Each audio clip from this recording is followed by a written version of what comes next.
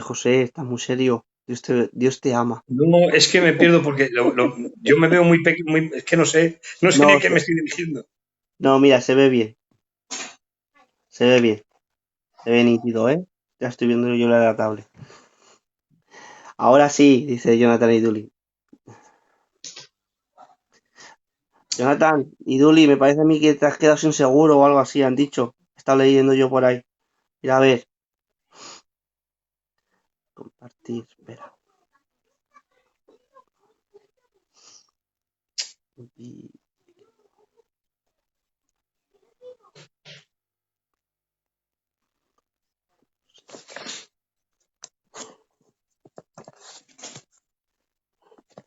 Miguel Ángel, ahora sí está mejor, bien, nos alegramos, eso es lo que queremos, que por lo menos que se le vea bien al hermano y que se oiga bien.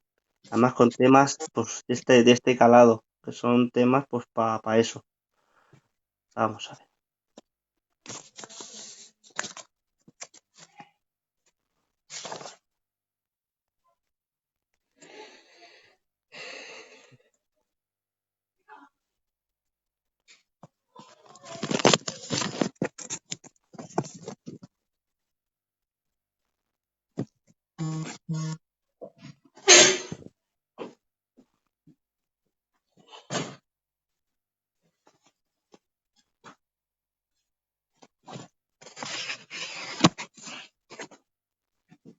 Hasta ahí. Le compartí un poquito. Ahora después, si quiere, cuando usted Vale, se a vaya ver. explayando, empezaré. Yo por aquí. Sana doctrina. Aquí.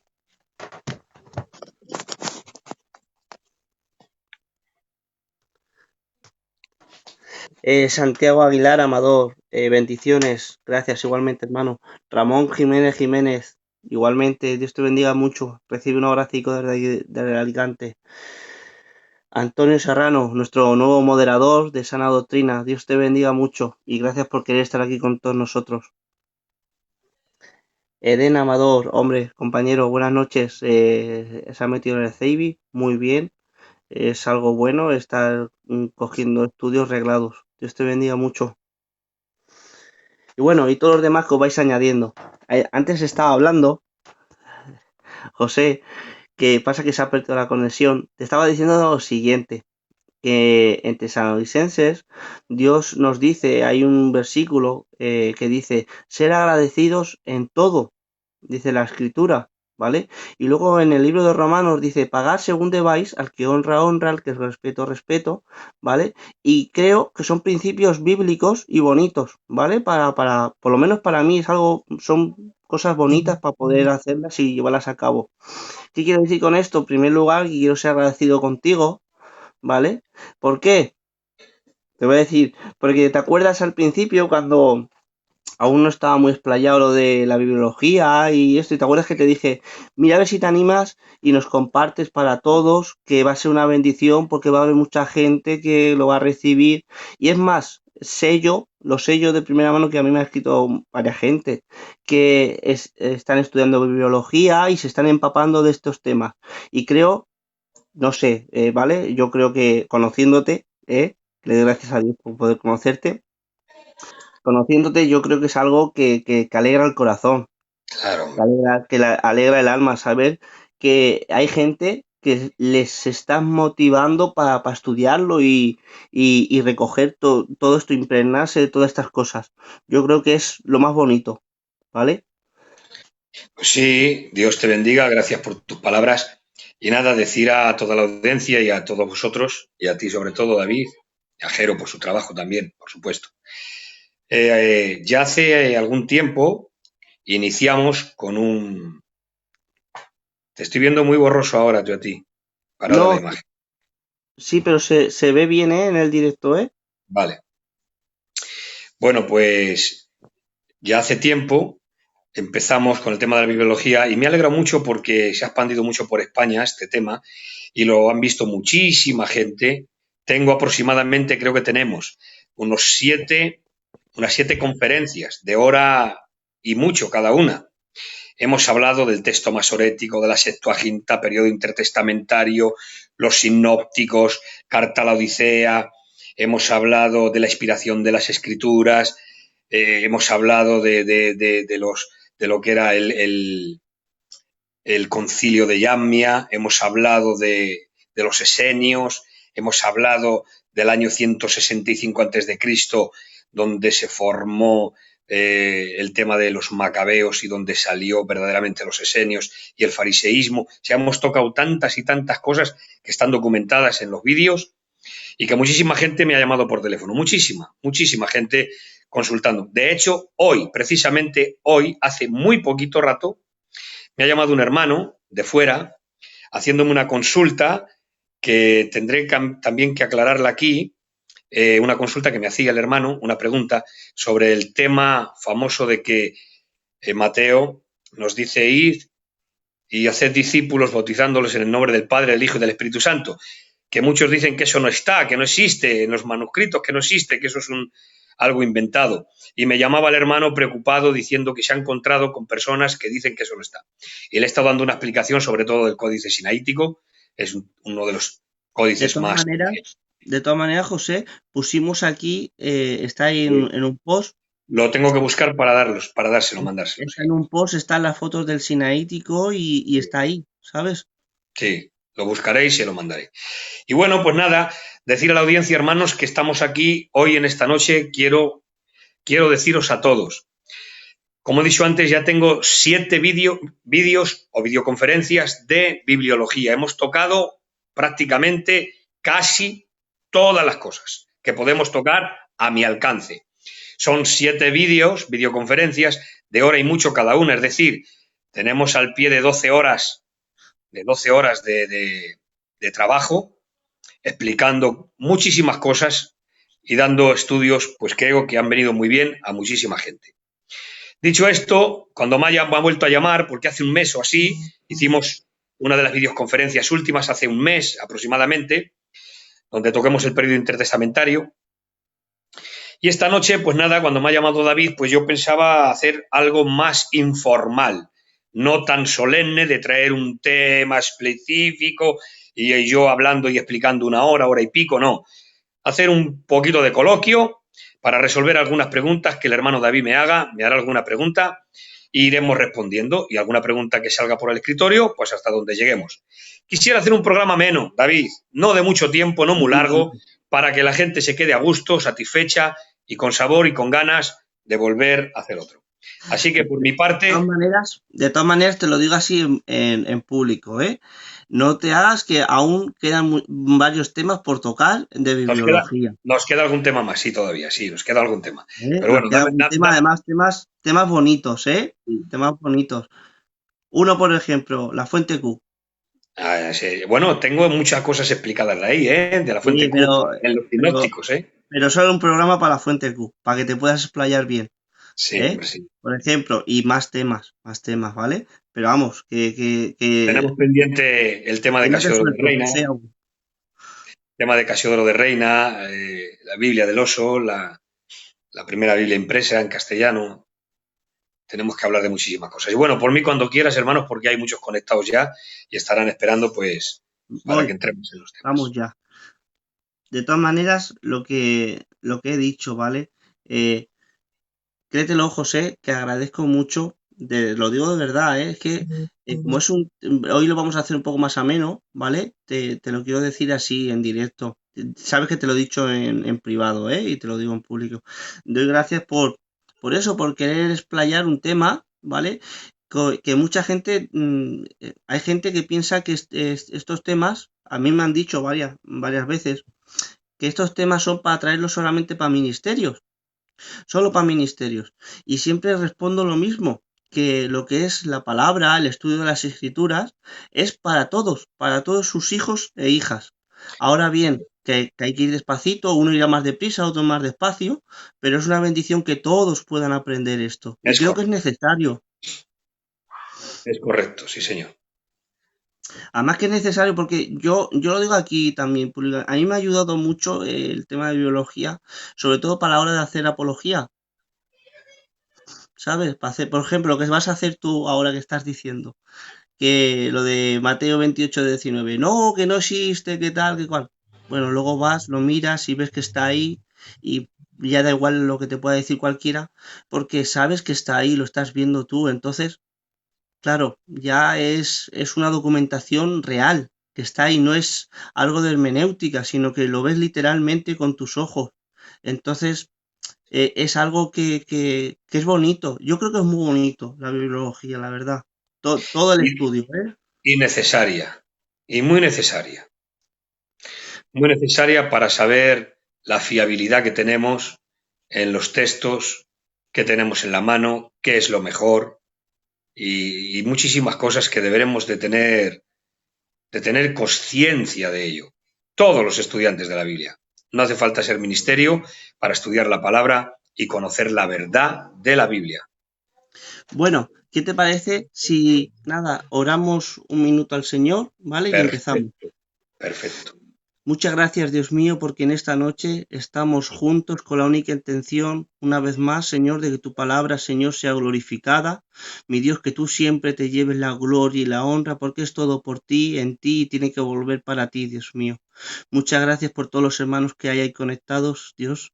Te ruega mi vida, Señor, por tu siervo y tu hijo, Dios mío, que tú lo sigas utilizando e impulsando para tu gloria y sobre todo, Dios mío, que este tema, Señor, estos temas, Señor, sean para todo tu pueblo, Dios mío. No creemos, Dios mío, en, Señor, que haya un conocimiento para unos y para otros, Dios mío. Creemos que tu palabra, Señor, es para todos tus hijos y tus hijas. Gracias por el privilegio de darnos tu santa y bendita palabra en el nombre de Jesús. Amén. Amén, hermanos. Amén. Bien, pues lo que estamos diciendo, vamos a hacer un pequeñito coloquio. Eh, yo tengo alguna pregunta aquí puesta. Y es la siguiente. Y ya, hermanos, y ya empezamos. Hermano José, una biblioteca. Muy bien. Estos hombres están usados por Dios, era para que hicieran conferencias. Pues sí, la verdad es que sí. Tienes toda la razón. Bueno, venga, vamos, que si me empiezo a leer comentarios y no paro. Venga, Venga, arranca. vamos a ver. Mira, una de ellas es la inspiración de la expiración. Me gustaría que habláramos hoy un poquito de la expiración, ¿vale? Pero vamos a ir moviéndonos, pero es que es un tema, yo creo que es importante, no, yo creo que es esencial, ¿vale? Mira, por Sí. ejemplo, ¿por qué, por qué son inspirados, por ejemplo, los 22 del Antiguo, bueno, 22, los 39 del Antiguo Testamento y los 27 del Nuevo y no otros? ¿Por qué esos? Bien, esa es la pregunta, ¿verdad? Sí. Bien. Bueno, pues sí, hay que hablar un poquito de la inspiración. Bueno, en principio, si hablamos un poquito de la inspiración, tenemos que ir a dos pasajes concretos. Tenemos que irnos a uno que está en Segunda de Timoteo, capítulo 3 y verso 16. Dice, toda la escritura es inspirada por Dios. Toda la escritura es inspirada por Dios. La palabra que se traduce ahí como inspirada es la palabra teoneustos. En los manuscritos griegos aparece la palabra teoneustos. La palabra teoneustos es una palabra compuesta, viene de teo, que quiere decir Dios, y neo, arrojar aliento, insuflar, respirar. Es decir, la idea de este verso es que las escrituras son exhaladas por Dios. Es decir, es el resultado del aliento creativo de Dios. Toda la escritura es el producto del aliento creativo de Dios. Según de Timoteo 3:16, hermanos, indica que toda la escritura procede de Dios. Es el producto de una acción u operación específica del poder de Dios. Si hablamos de lo que es la palabra teonestos, la inspiración, fijaros bien el concepto. El concepto de teonestos es que toda la escritura lleva o es exhalada por Dios, respirada por Dios. Si entramos en este tema, nos llevaría mucho tiempo explicar, porque yo ya tengo un programa de hora y pico hablando de la inspiración, está grabado. Fue un programa precioso. Entonces, no voy a volver a repetir muchas cosas, sino que tenemos que ver algo importante para ir a la respuesta. Yo voy a ir a la respuesta. ¿Por qué son inspirados? ¿Qué quiere decir inspirados? Bueno, pues inspirado quiere decir que la escritura es inspirada por Dios, es decir, que lleva el aliento de Dios, el respirar de Dios, el exhalar de Dios. Es la operación del aliento creativo de Dios. Hasta ahí. Ahora bien, vamos a la Biblia. ¿Qué concepto tenía Jesús de la inspiración de las Escrituras en el Antiguo Testamento? Eso es importante. Vamos a ver, para Jesús cada palabra en el Antiguo Testamento, la escritura del Antiguo Testamento, lleva el peso y la autoridad de Dios, que era su verdadero autor. Por ejemplo, Mateo capítulo 4, mirad hermanos, centraros en este pasaje. Mateo capítulo 4, después de que Jesús ayunó 40 días y 40 noches, dice la Biblia que tuvo hambre. Y apareció el tentador. Y el tentador le dice, ya que eres hijo de Dios, se ríe David porque al decir, ya que eres hijo de Dios, porque mirar hermanos, Reina Valera del 60 estamos acostumbrados a decir, si eres el hijo de Dios, parece ser como que lo pregunta, pero no lo pregunta, es una afirmación. Todos los códices más antiguos y ya las Biblias críticas ya no traducen diciendo, si eres hijo de Dios, no dice, ya que eres, es decir, con afirmación. O sea, sabía que era el hijo de Dios. Y le dice, el tentador le dice, ya que eres el hijo de Dios, haz que estas piedras se conviertan en pan. ¿Qué dice Jesús? Satanás, escrito está. No solo de pan vivirá el hombre, sino de toda la palabra que sale, ¿de dónde, David? De la boca de Dios. O sea, para Jesús, fijaros la palabra, para Jesús, el Antiguo Testamento, la escritura del Antiguo Testamento, llevaba el peso y la autoridad de Dios, su verdadero autor. ¿Por qué? Porque dice, Satanás, primero, escrito está. O sea, es decir, está escrito, final de la conversación, no hay más que hablar, es autoritativo, escrito está, no hay más que hablar, no se pone en duda ni en tela de juicio nada. Satanás, escrito está, es punto y final. Y ahora le dice, ¿por qué? Porque no solo de pan vivirá el hombre, haciendo referencia a Deuteronomio, sino de toda la palabra que sale, ¿de dónde? De la boca de Dios. Ahí vemos el concepto de la inspiración de Teoneustos. Toda la escritura es inspirada por Dios. La palabra que se traduce como inspirada, ahí aparece la palabra griega teoneustos, teo Dios, neo, arrojar aliento, respirar, insuflar. Es decir, la idea de ese versículo es que toda la escritura, sin excepción, toda la escritura lleva el aliento creativo de Dios, el exhalar de Dios, el respirar de Dios. Por lo tanto, para Jesús, la escritura del Antiguo Testamento tenía el peso y la autoridad de la verdadera palabra que había salido de la boca de Dios. Ahora bien, también Jesús dijo, la escritura, atención a esto, David, Jesús dijo, la escritura no puede ser quebrantada, o sea, no puede ser anulada. Juan 10, 34, 35. La escritura no puede ser quebrantada. ¿Por qué no puede ser quebrantada? Porque es palabra autoritativa, es palabra de Dios, ha salido de la boca de Dios. Jesús dijo, tu palabra, hablando de Dios, tu palabra es verdad. Y ni una jota ni una tilde pasaría hasta que todo se haya cumplido. Pero mira, David, fíjate tú el texto. Lucas 24, y capítulo 24 y verso 44. Dice que Jesús dijo que era necesario que todo esto se cumpliera como está escrito acerca de mí, dice el Señor. Que era necesario que se cumpliese todo lo que está escrito acerca de mí. Y ahora dice, ¿dónde? En la ley, y ya te respondo la pregunta, en la ley de Moisés, en los profetas y en los salmos. O sea, tu pregunta es ¿por qué son inspirados estos libros y no otros? Estamos hablando ahora del Antiguo Testamento. Pues ¿por qué son estos inspirados y no otros? Porque Jesús hace mención a la ley de Moisés, a los profetas y a los salmos. Jesús mencionó que a la palabra que Jesús decía en ocasiones citaba hechos y detalles y sucesos que habían ocurrido en los libros que él mencionaba. Y los libros que él mencionaba eran los libros autoritativos. Por eso dice lo que estaba escrito acerca de mí, ¿dónde? En la ley de Moisés, en los profetas y en los salmos, es decir, en el Tanakh. ¿Qué era el Tanakh? O sea, Jesús está hablando que tenía que cumplirse todo lo que está escrito acerca de mí en la ley de Moisés, en los profetas y en los salmos. Es decir, en el Tanakh. Ahora, ¿qué es el Tanakh, David? ¿Qué es el Tanakh? El Tanakh es la Biblia hebrea. La Biblia hebrea, ya sabéis que no contiene el Nuevo Testamento.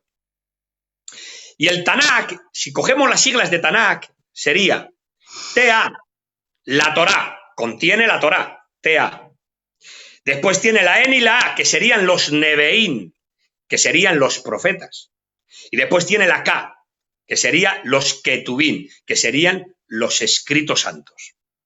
Entonces, está haciendo alusión a todo el Antiguo Testamento. Jesús está dando autoridad espiritual y autoritativa a todo el Antiguo Testamento y no a otros libros, sino al Antiguo Testamento que los judíos tenían. Por eso Pablo, si no recuerdo mal, porque voy de memoria, hermanos, por eso Pablo, creo que está en el capítulo 3, si no recuerdo mal, de Romanos, dice, ¿qué ventaja tiene pues el judío? Dice, pues que le ha sido confiada la palabra de Dios. La palabra de Dios le ha sido confiada. Y ahora los judíos tenían el canon de Esdras. Y el canon de Esdras contenía la Torá, el Pentateuco, los profetas y los escritos santos. Por eso Jesús, cuando hizo mención a la ley de Moisés, a los profetas y a los salmos, es decir, al canon judío, y no menciona otros libros. Por eso, hermanos míos, una de las cosas, ¿por qué son inspirados estos y no otros? Primeramente, porque Jesús les da la autoridad a esos libros. Y después, sobre el Nuevo Testamento, hermanos, podemos ver por qué son estos inspirados y canónicos. Porque la Iglesia, hermanos, en el principio, y aquí, David, tú cuando quieras me paras, me matizas, me comentas, así lo hacemos más ameno y no lo hacemos tan solemne y tan serio. La Iglesia, hermanos, en el principio de los siglos, cuando la Iglesia se estaba formando y se formó y salieron los escritos y salieron ya los documentos autoritativos como palabra inspirada por el Espíritu de mano de los apóstoles, ya para el Nuevo Testamento, tengo que decir que la Iglesia, el Espíritu Santo guió a los hombres en los primeros siglos para que confirmaran lo que ya el Espíritu Santo había inspirado. Les guió, hermanos míos, para que compilaran y se pudiera canonizar lo que ya era canónico. Es decir, ellos confirmaban, editaban. Es decir, la Iglesia es la editora del canon. No es la que formula el canon, no. El canon ya lo estableció el Espíritu Santo con lo que inspiró, sino que la Iglesia es la editora del canon. Ahora bien, si usaban 4 criterios para dictaminar si un libro era inspirado o no, y si tenía que pertenecer al canon o no. Se usaban 4 criterios. ¿Sabes alguno de ellos tú, David? Yo sé poquito. Yo estoy aquí para aprender. Bueno, pues la Iglesia usaba, en los primeros siglos, 4 criterios de canonicidad para si un libro entraba en el canon o no. El primer criterio para el Nuevo Testamento era apostolicidad. Es decir, tenía que haber sido escrito por un apóstol o con su autoridad, como es el ejemplo de Marcos para Pedro o Lucas para Pablo. Tenía que ser escrito única y exclusivamente por un apóstol o con su autoridad. ¿De acuerdo? Ese era el primer criterio. El segundo criterio era el contenido del libro. El contenido tenía que ser de un elevado carácter espiritual. De un elevado carácter espiritual. Por lo tanto, hermanos míos, en ese sentido, posiblemente los libros apócrifos al principio no se incluyeron, precisamente porque los libros apócrifos, hermanos míos, tienen muchas erratas y no pasaban el filtro.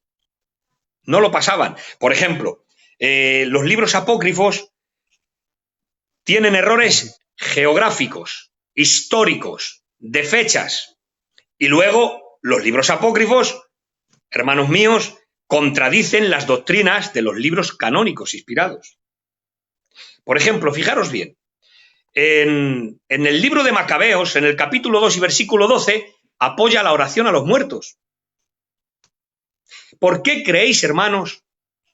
Uno de los motivos que la Iglesia Católica tiene los libros apócrifos para nosotros, deuterocanónicos para ellos. Ellos les llaman deuterocanónicos, David. Los libros apócrifos para nosotros, ellos los llaman deuterocanónicos. ¿Por qué?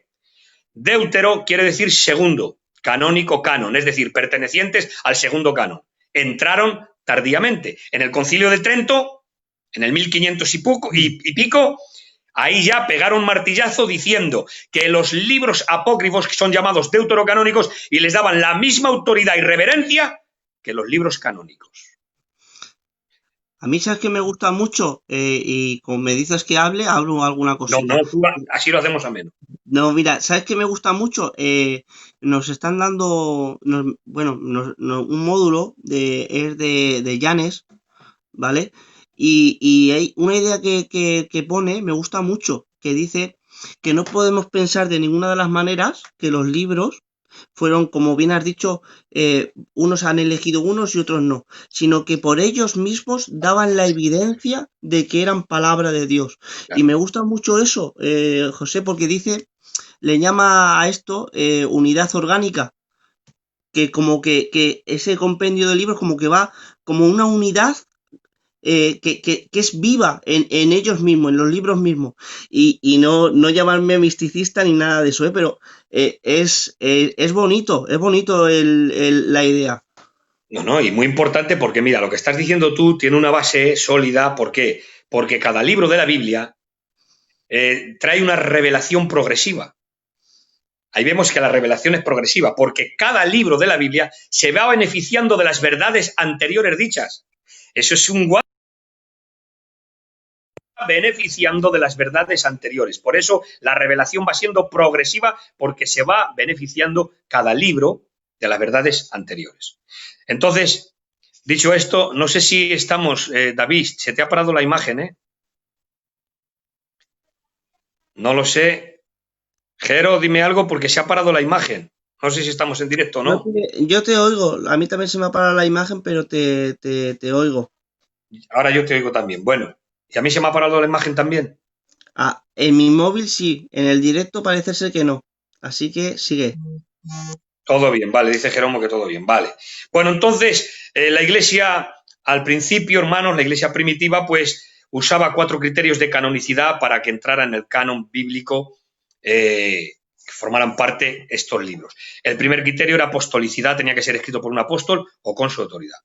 El segundo criterio de canonicidad era el contenido, que tenía que ser de un elevado carácter espiritual.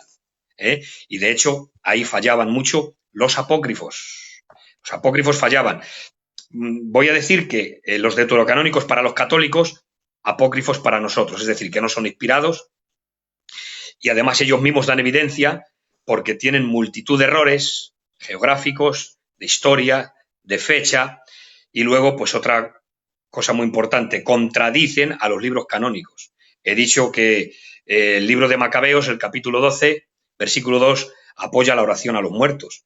Esto es uno de los motivos por qué los católicos les dan tanta autoridad, porque apoyan sus doctrinas, la oración a los muertos. Por ejemplo, el libro de Tobías habla de la limosna y las buenas obras que te pueden conducir a la salvación. Esos son apoyos que tienen los católicos. El tercer criterio de canonicidad era la universalidad. Tenía que haber sido recibido universalmente por todas las iglesias. Por ejemplo, algunos libros apócrifos fueron recibidos en una parte de las iglesias, pero en otras fueron rechazadas y al final se eliminaron, porque tenían que ser recibidos por todas las iglesias, tanto de Oriente como de Occidente. Ese era el tercer criterio. Tenemos el primer criterio, apostolicidad; segundo criterio, contenido; tercer criterio, universalidad; y cuarto criterio, la última prueba, que era la inspiración. La prueba de inspiración. Solamente los libros que cumplían con los 3 criterios anteriores tenían que ser inspirados. Y ahí, hermanos, entraban en el canon.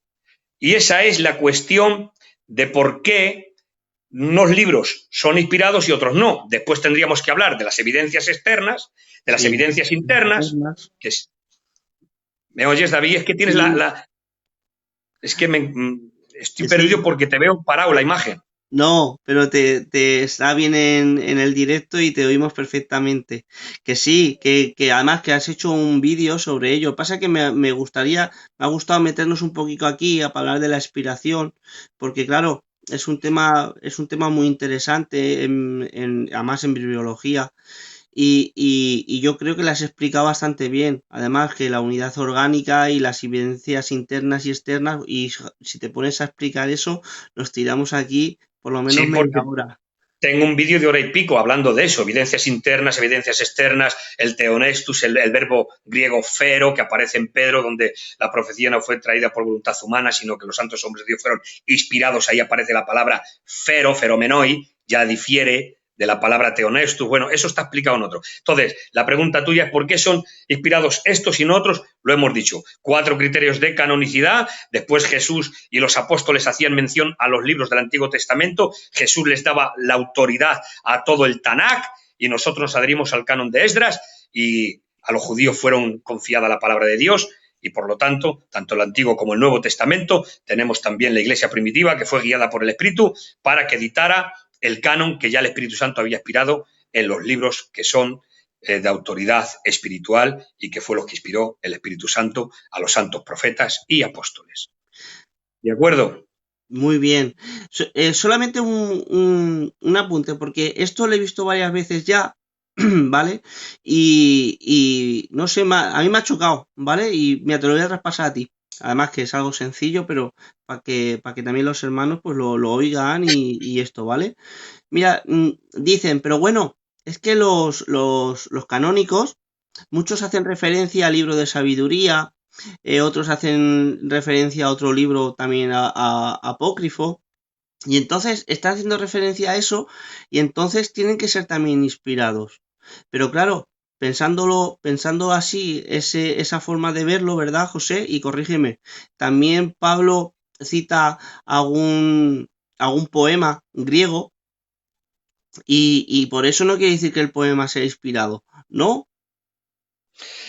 Claro, claro, porque vamos a ver, no se trata de eso, se trata que quien da la autoridad espiritual como que son inspirados, por ejemplo, cualquier libro apócrifo, eso pertenece a la Iglesia Católica porque les da la autoridad y les llama deuterocanónicos. Y les da esa autoridad, ¿por qué? Porque se adhieren al canon alejandrino. Nosotros no nos adherimos al canon alejandrino. Los protestantes nos adherimos al canon judío. Y el canon judío es el canon de Esdras. Y el canon de Esdras contiene el Tanakh. ¿Y qué es el Tanakh? Ya le hemos dicho, la Torá, los profetas, o sea, los Nebeín, que son los profetas, y los escritos santos. Por lo tanto, nosotros al adherirnos al canon de Esdras es el canon judío. Y ahora muchos dirán, bueno, ¿y el canon judío por qué es inspirado? Te lo he dicho, dice el apóstol Pablo, ¿qué aprovecha el judío? Pues que le fue confiada la palabra de Dios, a ellos. Y ellos tienen el canon hebreo.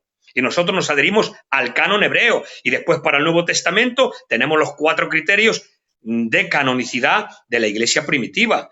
Y está en el canon lo que Dios ha querido que esté. Por lo tanto, solamente podemos dar autoridad inspiracional a los libros que tenemos en la Biblia y no a otros. Muy bien. Mira, buenas noches a todos los que estéis conectados. Está el tío Gacho, Dios te bendiga mucho, ¿vale? Tío Gacho, sé que siempre te lo decimos, pero que te apreciamos mucho aquí en el grupo, ¿vale? Dios le bendiga, hermano Cacho.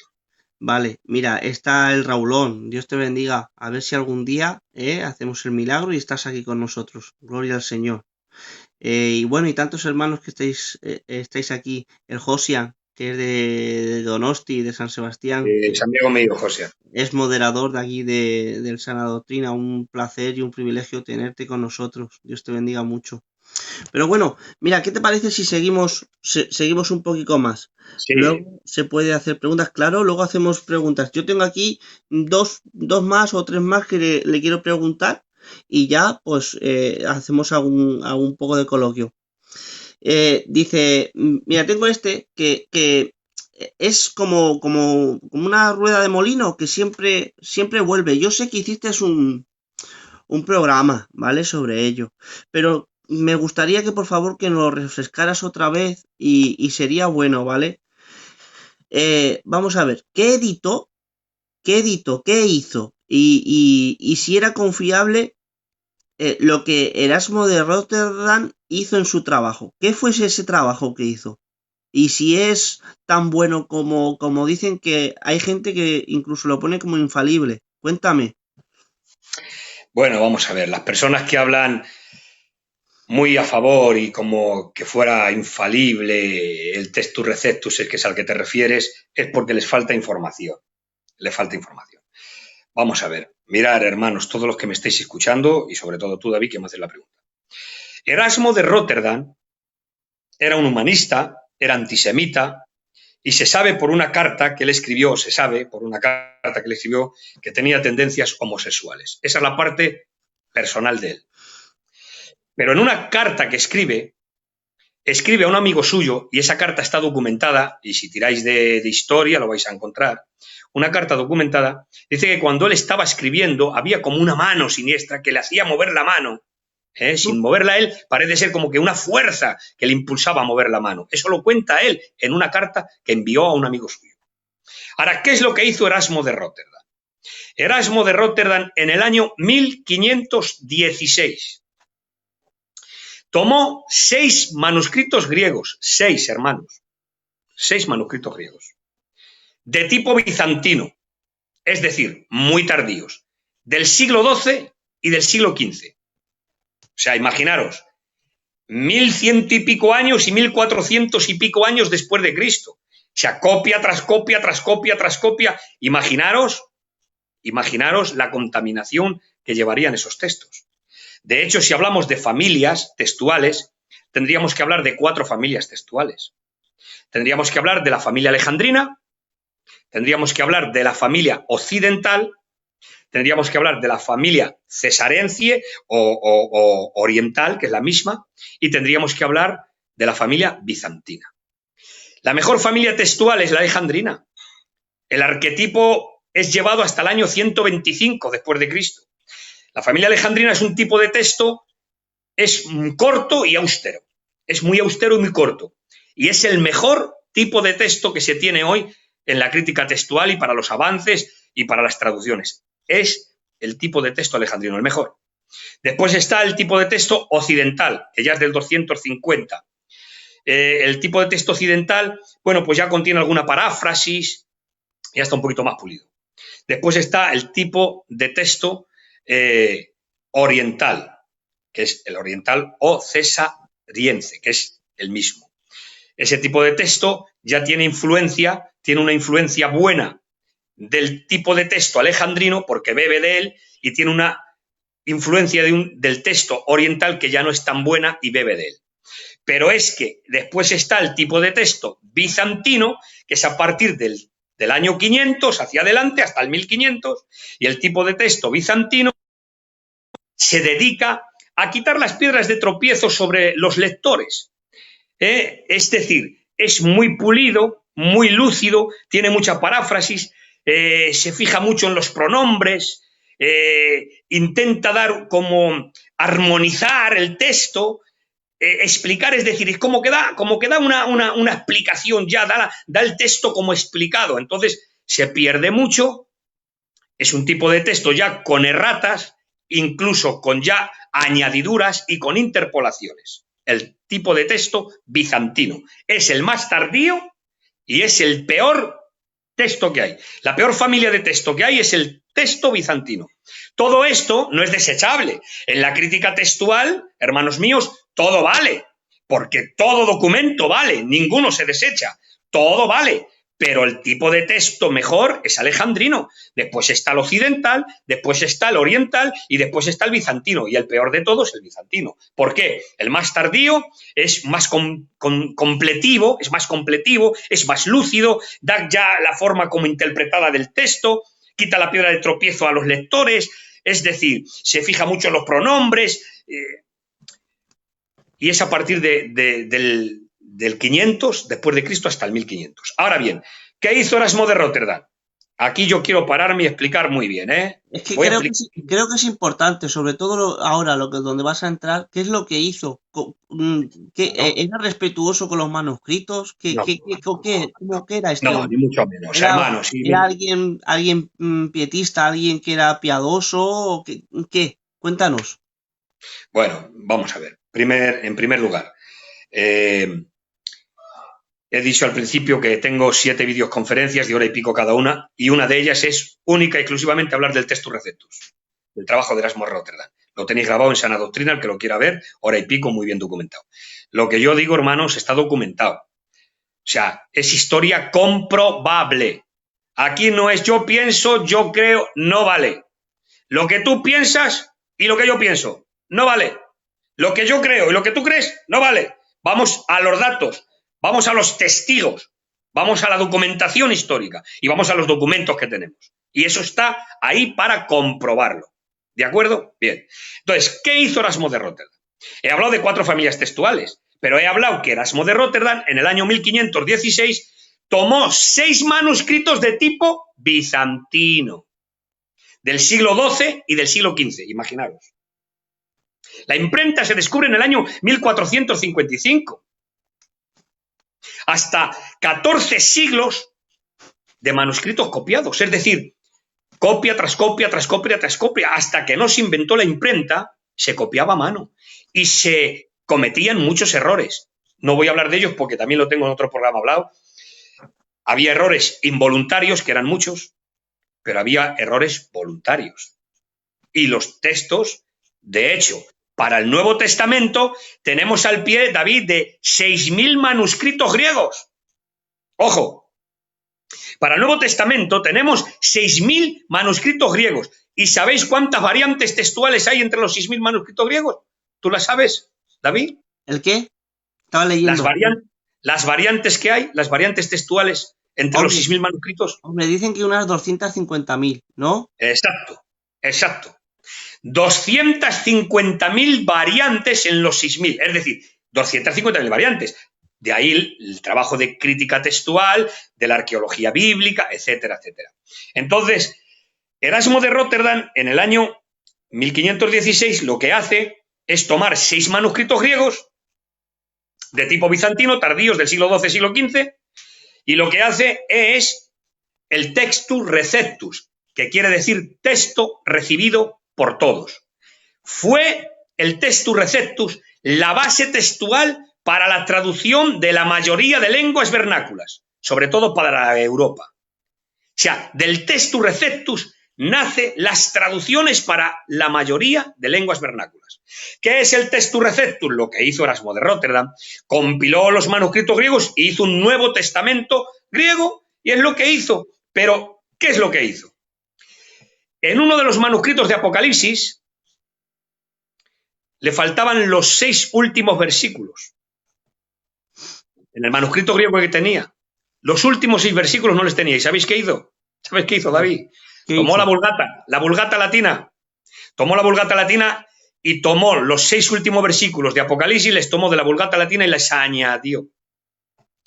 Ahora, Erasmo de Rotterdam no solamente hizo el Textus Receptus en el 1516, sino que del Textus Receptus se hicieron 5 ediciones. 5 ediciones. Y en la tercera edición, en el 1522, añadió el Coma Joanni, el Coma Juanino. ¿Qué es el Coma Joanni? Primera de Juan 5:7. 3 son los que dan testimonio en el cielo: el Padre, el Verbo y el Espíritu. Y 3 son los que dan testimonio en la tierra: la sangre, el agua y el Espíritu. Bien, la mitad del texto no es inspirado, ni existe en ningún manuscrito griego. Eso lo añadió en la tercera edición Erasmo de Rotterdam a petición del Papa León X. El Coma Joanni, que nosotros coges Reina Valera del 60 y lees: 3 son los que dan testimonio en el cielo: el Padre, el Verbo y el Espíritu. Eso es una añadidura. No existe en ningún manuscrito griego. Fue añadido a petición del Papa León X. Existe en un manuscrito del siglo VIII latino, pero en ningún manuscrito griego. Y lo añadió añadió esta parte: 3 son los que dan testimonio en el cielo, el Padre, el Verbo, el Espíritu. Ese texto no tiene ni razón de ser. ¿Por qué? ¿Qué necesidad tiene Dios en el cielo de dar testimonio? El Padre, el Verbo y el Espíritu.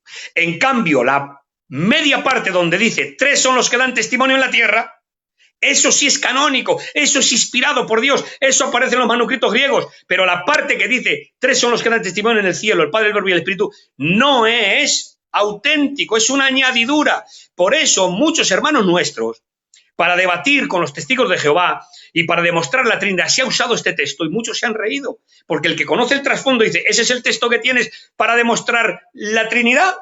No vale. Y es cierto, porque no existe ningún manuscrito griego. Hay otros textos para demostrar la Trinidad. No, que no le hace falta. Dios no necesita ayuda de nadie. Entonces, 3 son los que dan testimonio en el cielo, el Padre, el Verbo y el Espíritu. Eso fue una añadidura de Erasmo de Róterdam, a petición del Papa León X, en la tercera edición del Textus Receptus. Ahora, en el Textus Receptus, ¿qué hizo Erasmo de Róterdam? Erasmo de Róterdam, hermanos, yo he tenido la oportunidad de ver algunos manuscritos con las tachaduras que hizo. Tachó, se inventó palabras, por ejemplo, se inventó una palabra en griego, eso está documentado. ¿Sabéis qué palabra se inventó en griego? Kazajástico. Esa palabra no existe. Se inventó palabras. Metió la mano en los manuscritos, hermanos. Metió la mano en los manuscritos y terminó su trabajo en 5 meses. Eso es muy poco. Comparado con el trabajo de Westcott y Hort, 12 años. O, por ejemplo, para la traducción de Casiodoro de Reina, que tardó otros 12 años. O sea, en 5 meses hizo la edición del Textus Receptus.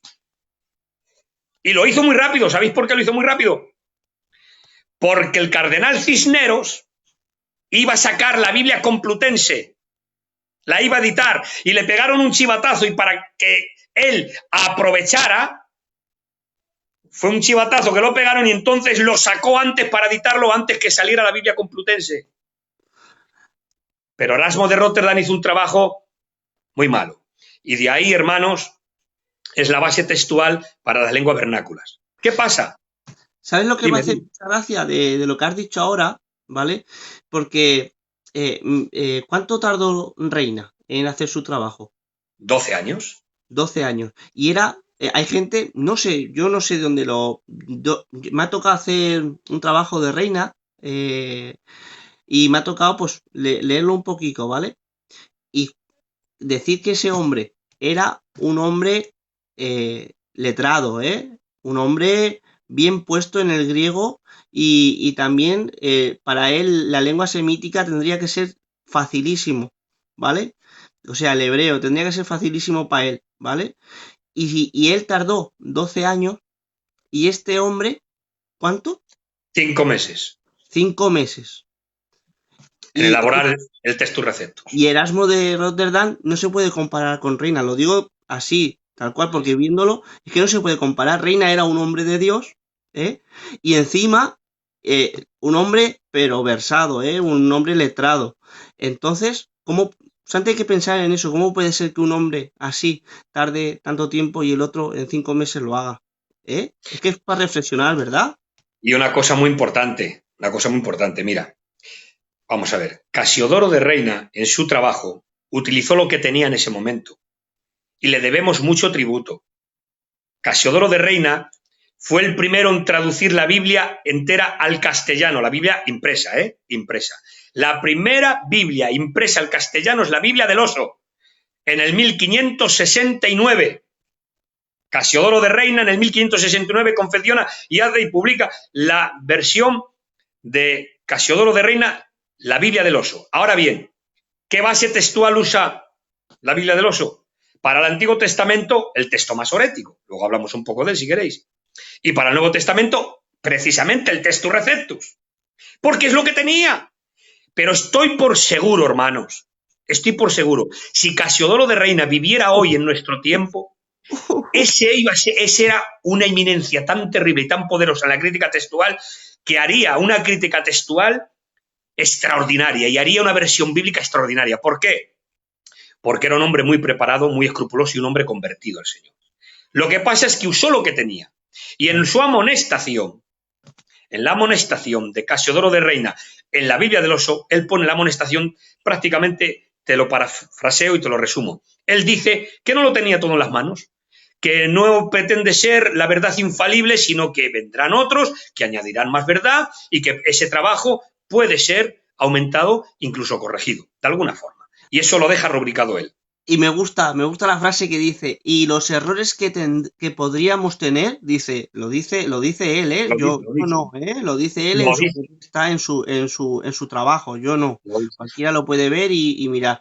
En su protesta dice, y los errores que podríamos tener, pero él diciéndolo como que no tenía todo en su mano, dice, y no intentamos defenderlos, dice, antes protesto que él no defiende esas cosas, ¿sabes? Mira qué hombre de Dios, qué iluminación, ¿verdad?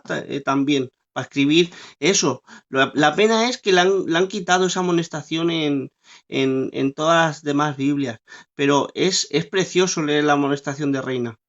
Pues en el 1569, Casiodoro de Reina confecciona la Biblia del Oso. Traduce al castellano, se imprime, de acuerdo. ¿Pero qué tenía en las manos? Texto masorético y Textus Receptus para el Nuevo Testamento, precisamente el texto de Erasmo de Rotterdam. Claro, no había otra cosa. Pero hermanos, es que a partir del 1850 se descubre el Códice Sinaítico. Eso no lo tenía. Casiodoro de Reina no tenía en la mano porque se ha descubierto en el 1850 por un hombre llamado Chittendorf.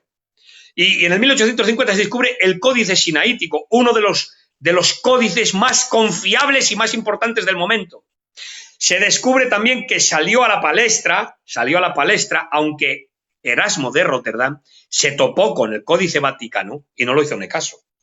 Se topó con él, David, y no lo hizo ni caso. Un documento tan importante como es el Códice Vaticano, que data del año 325 después de Cristo. El Códice Sinaítico data del 350 después de Cristo. Estamos hablando casi de era apostólica. Entonces, se han descubierto los rollos del Qumrán en el 1947, prácticamente antes de ayer. En los últimos 100 años ha habido un inmenso descubrimiento de manuscritos bíblicos, hermanos. Eso no lo tenía Casiodoro de Reina, con lo que tenía trabajó, le debemos tributo y gracias a Dios, hermanos, todos nosotros nos hemos convertido a través de esa Biblia porque después de Casiodoro de Reina esperó un poco de tiempo Cipriano de Valera y en el 1602 Cipriano de Valera tomó la traducción de Casiodoro de Reina, le quitó los apócrifos que les tenía incluidos, la corrigió en algunas cositas y de ahí, hermanos, tomó el legado de él, se la apropió y de ahí nace Reina Valera, de Casiodoro de Reina y Cipriano de Valera. Pero el mérito es Casiodoro de Reina y la fama debería de ser para Casiodoro de Reina y el trabajo fuerte y el trabajo crudo y el trabajo real lo hizo Casiodoro de Reina, Cipriano de Valera, ¿no? Y luego, ¿verdad? Porque para los hermanos que nos escuchen, en esos tiempos no existía derechos de autor, porque si existirían derechos de autor, el Cipriano estaría preso. No existía derechos de autor, pero existía algo, porque eso está documentado, te lo digo porque lo hemos estudiado todos. Cipriano de Valera esperó mucho tiempo porque tenía miedo que le acusaran de plagio. ¡Ojo! Eso está documentado. Esperó mucho tiempo para poder meter mano ahí y hacer la versión. Esperó mucho tiempo, incluso hasta la muerte de Casiodoro de Reina. ¿Para qué? Para que no le acusaran de plagio. Creo, ¿verdad, José? Si no me acuerdo mal, es que no me acuerdo así en memoria, ¿vale? Que era un 0,04% de lo que él corrigió, de Cipriano que corrigió. O sea, muy poquito. ¿cuántos versículos hay? ¿Son 6.000? No, ¿cuántos son? Sí, pero tú... Son 150 versículos, pero así... Hizo muy poquito trabajo, muy poquito trabajo. O sea, que el trabajo lo hizo verdaderamente Casiodoro de Reina. Pero ahora quiero puntualizar algo muy importante, hermanos, y quisiera que aquí prestéis mucha atención. Hemos hablado del Textus Receptus, que es lo que formuló Erasmo de Rotterdam en el 1516. Hay 5 ediciones. Tomó 6 manuscritos griegos de tipo bizantino. Ya hemos hablado lo que es el tipo de texto bizantino, tipo tardío, un texto no muy bueno. y es lo que tomó. Y en los últimos 6 versículos no le tenía el manuscrito griego de Apocalipsis, tomó la Vulgata latina y los añadió. Bien. De ahí, hermanos míos, tengo que decir, Erasmo de Rotterdam, si a alguien se le ocurre decir que fue inspirado por el Espíritu, si a alguien se le ocurre decir que Casiodoro de Reina fue inspirado por el Espíritu, si a alguien se le ocurre decir que después de que el canon está cerrado ha sido inspirado por el Espíritu, está diciendo una locura. Está diciendo una locura. ¿Por qué? No lo digo yo, lo dicen los datos, lo dicen los eruditos y lo dice la propia Biblia. ¿Por qué? Mirad, hermanos. La inspiración solo pertenecía a unos pocos hombres, no a todos. Concretamente a los autores bíblicos, profetas y apóstoles. ¿Por qué? Porque la inspiración de la Escritura, ya le hemos hablado, era el teoneustos. Era Dios arrojando su aliento para que escribieran sin error. La meta que tenía la inspiración de la Escritura, la meta que tenía era hacer a los hombres infalibles como maestros, es decir, que escribieran sin error. La revelación y la inspiración de las Escrituras solo pertenecían a un grupo de hombres, a los autores bíblicos. Después, el mundo cristiano de hoy y de antes, nos queda la iluminación del Espíritu. Es decir, la revelación del Espíritu y la inspiración del Espíritu solamente era para unos pocos hombres. La revelación del Espíritu era, la meta que tenía era hacer a los hombres más sabios, es decir, que conocieran cosas que por medio de la razón no se podían conocer. Por ejemplo, ¿cómo se puede conocer la creación del hombre si no es por una revelación? ¿Cómo podemos conocer la creación del mundo? El problema que veo, José, como has dicho así que vamos a ser más... Por eso sí, si no, ¿eh? El problema que veo, ¿vale? Ya sabes que andamos por las redes y eso ya nos da el Señor el privilegio de poder hablar con varias gente, ¿vale? El problema que veo que parece ser que hay gente que se cree que la inspiración es porque está muy lleno del Espíritu Santo, y al estar tan lleno del Espíritu Santo, entonces ya es como, ya viene esa infabilidad de no cometer error hasta en sus escritos. Y creo que va por ahí, ¿eh? Vale, pues si alguien dice que es inspirado por el Espíritu, tenemos que decir que el canon no está cerrado. Lo que tú digas hay que ponerlo en la Biblia, porque eres inspirado. Y eso no es verdad. Una cosa es ser iluminado, otra cosa es ser lleno del Espíritu. Pero inspirado para escribir. La inspiración de la palabra lo tuvieron los santos profetas y apóstoles. Porque si alguien dice que es inspirado, tiene autoridad. Alguien viene siendo inspirado por el Espíritu y lo que está diciendo es palabra de Dios. No estamos hablando de una llenura, no estamos hablando de profecía, de un don, no. Estamos hablando de la inspiración, estás hablando que es palabra autoritativa de Dios. Y si alguien es inspirado por el Espíritu, el canon no está cerrado, se puede añadir al canon, porque tiene inspiración, entonces puede escribir. No. La inspiración, hermanos, y lo dice el apóstol Pedro, dice que ninguna profecía fue traída por voluntad humana, ninguna, sino que los santos hombres de Dios fueron inspirados por el Espíritu. Ahí la palabra inspirado se traduce por el verbo feromenoi, que es llevados, impulsados, guiados por el Espíritu.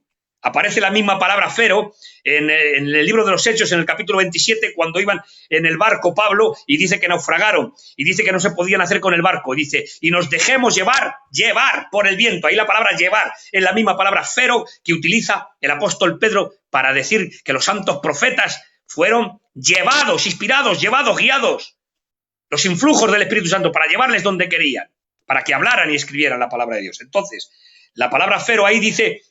En Hechos capítulo 27, que se dejaron llevar por el viento. Es decir, ellos ya no llevaban el timón, ellos ya no llevaban la barca o el barco donde ellos querían, sino que el viento les llevaba donde el viento quería. Esa es la idea.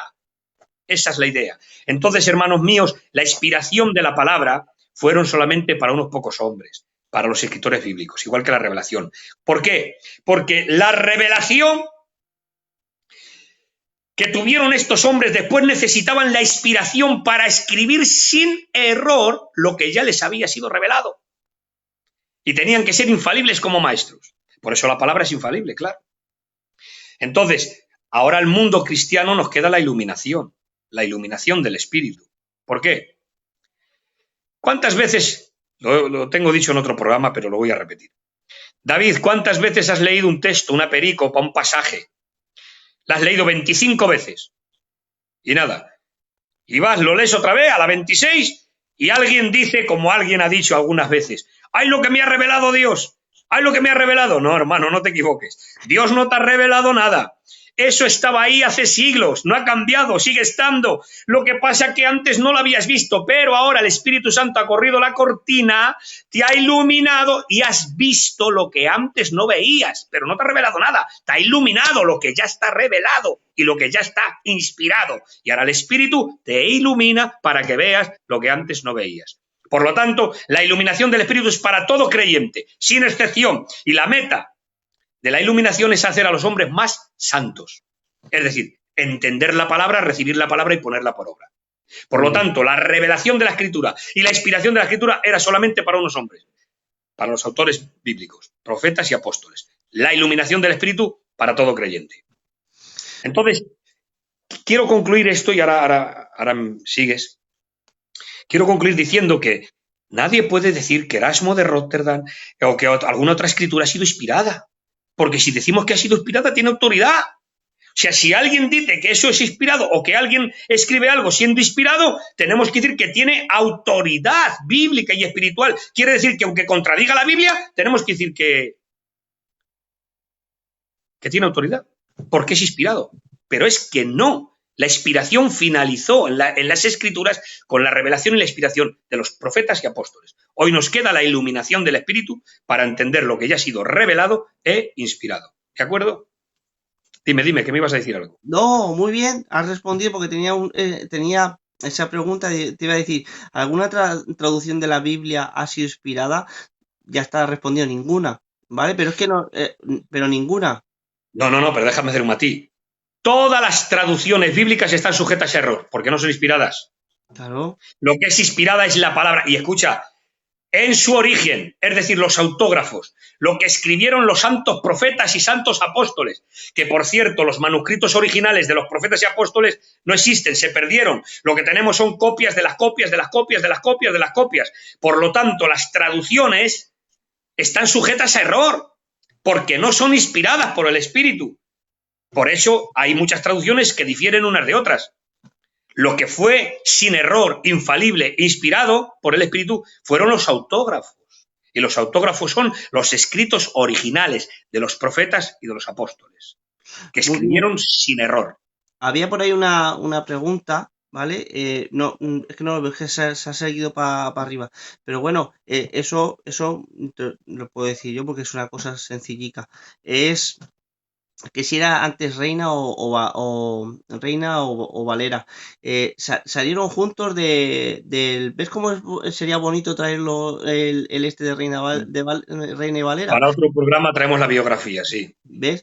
Porque es un de San Isidoro del Campo salieron, claro. Sí. Y en Isidoro del Campo salieron de Sevilla, salieron los dos, eran dos monjes, ¿vale? Estaban en la Iglesia Católica. Lo que pasa es que parece ser que les llegó un Nuevo Testamento, les llegó lo que es el Nuevo Testamento que había, por aquel entonces lo trajeron, un tal Julianillo, por lo visto, que puede ser que sea el que lo... Julián Hernández Julianillo. La historia dice, documentada, que pasó por Medina de Rioseco, un pueblo de 50 kilómetros de aquí, pasó por Valladolid, Julián Hernández, pasó por Toledo y en Toledo tuvieron un chivatazo y la Santa Inquisición lo cogió y lo llevó a la hoguera a quemar. Y mientras moría quemado, Julianillo, que se vistió de mozo de mulas para meter los Nuevos Testamentos, se vistió de mozo de mulas y cogió en los barriles de trigo, metió entre ellos los Nuevos Testamentos.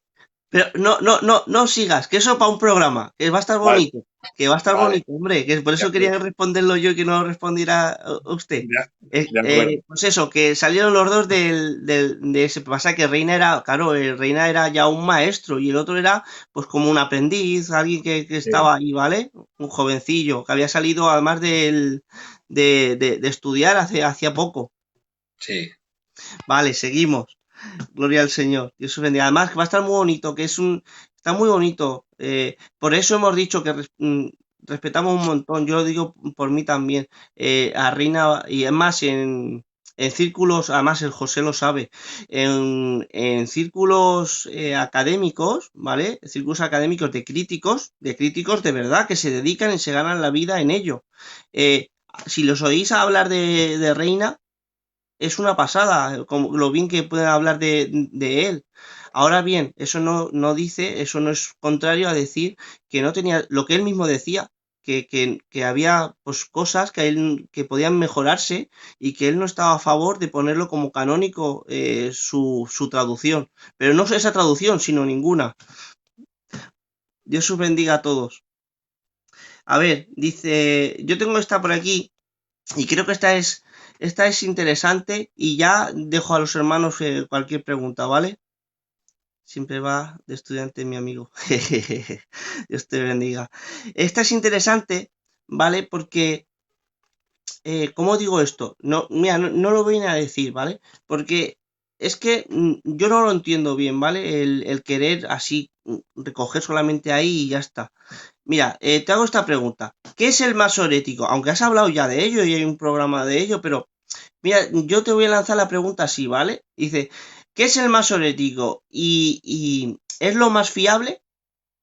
¿Y solo tenemos que guiarnos de él? ¿O tenemos que mirar para mayor amplitud y poder, pues eso, ser objetivos? Cuéntanos. Bien, vamos a ver, el texto masorético. Primero hay que saber qué quiere decir masorético y de dónde viene la palabra masorético. Masorético viene de masora. Masora quiere decir tradición.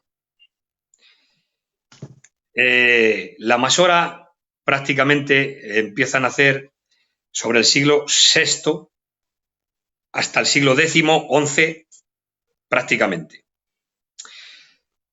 Lo que hace el masoreta,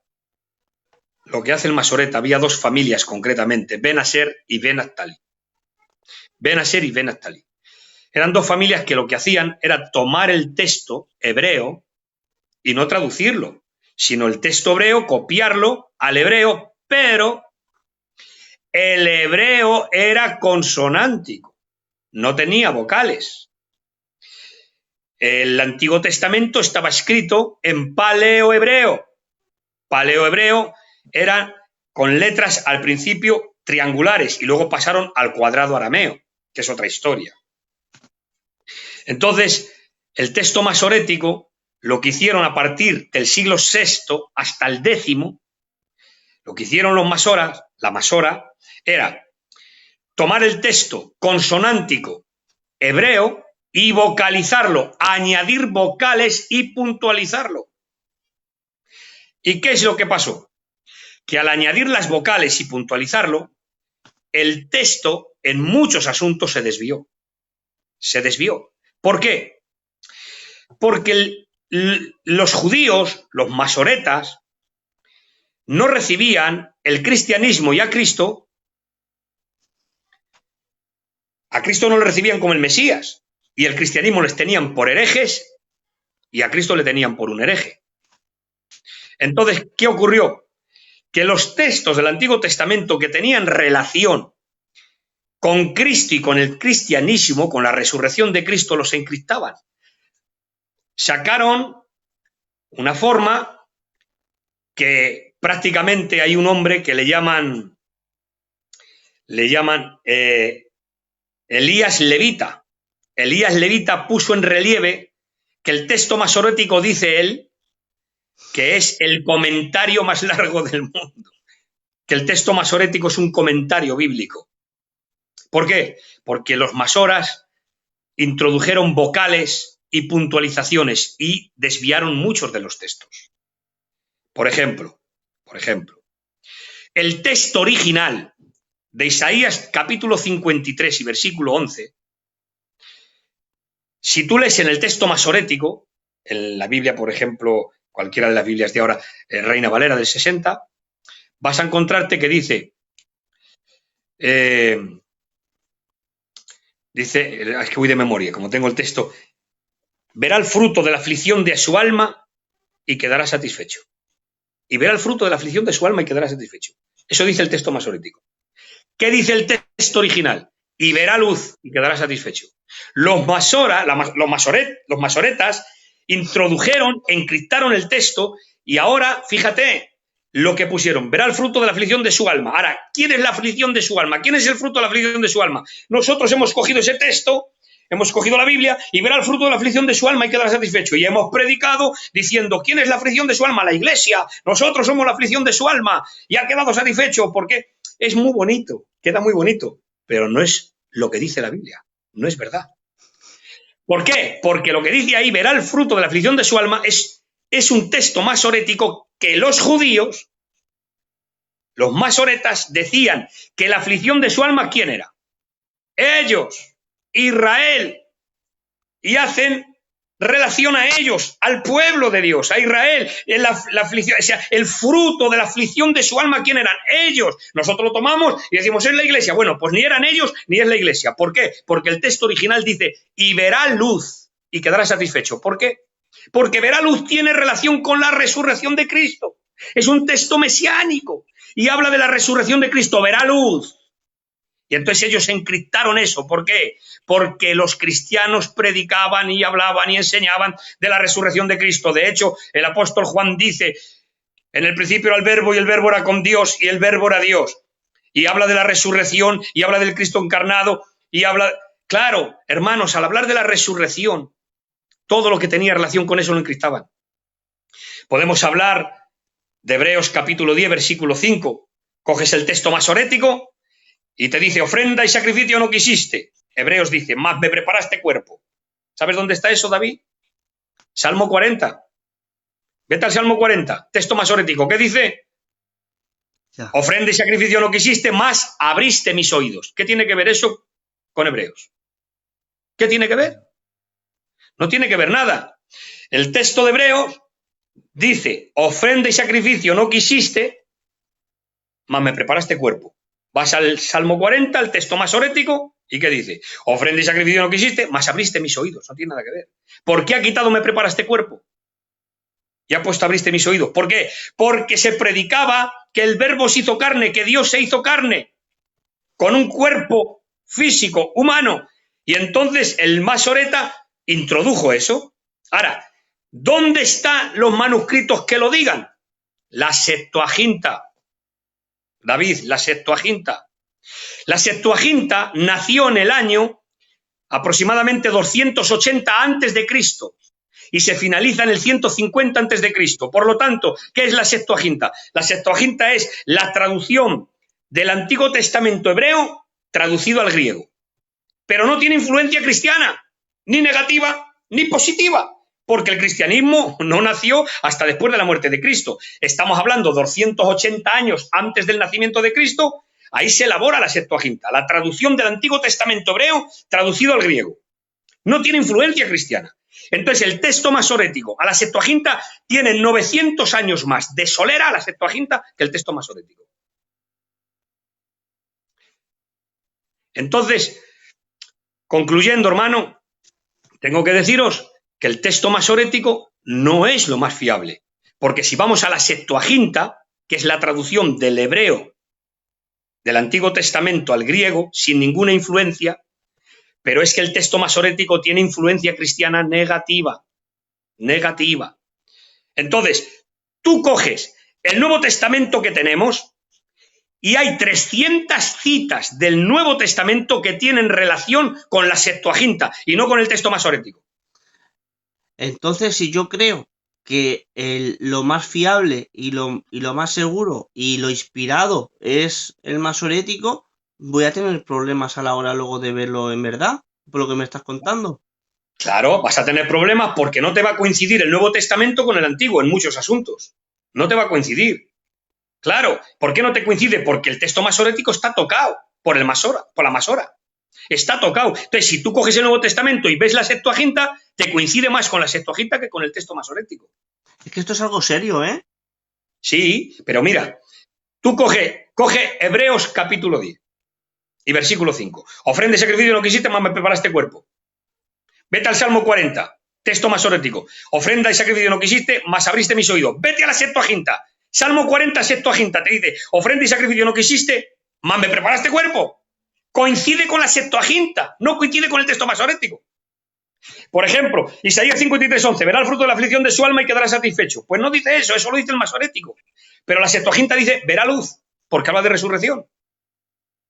Está buscando, pero se me ha quedado esto como un poco así pillado. Luego si Dios quiere, lo pondré, porque está muy bonito, está mirando ojos, ¿eh? Y el otro día, así de pasada, eso que estás diciendo ahora de la luz, además que hay pero literalmente, además los judíos lo tienen, antes de venir todo esto de hay mucha gente de ser anticristiana, lo tienen como una profecía mesiánica y habla que él les dará luz, ¿sabes? Y literalmente, es que concuerda, es precioso. Pues fíjate tú, si coincide, voy a repetir esta frase, hermanos, todos los que me estéis escuchando, por favor, escuchar bien. 300 citas del Nuevo Testamento que tenemos coinciden con la Septuaginta, son tomadas de la Septuaginta, es decir, que los apóstoles tomaban la referencia de la Septuaginta. Fijaros bien. Y eso está documentado, que los primeros cristianos y los apóstoles usaban la Septuaginta, porque se hablaba el arameo, pero se hablaba el griego, porque el griego tuvo un impacto terrible con Alejandro Magno. Ya en el 300 a.C.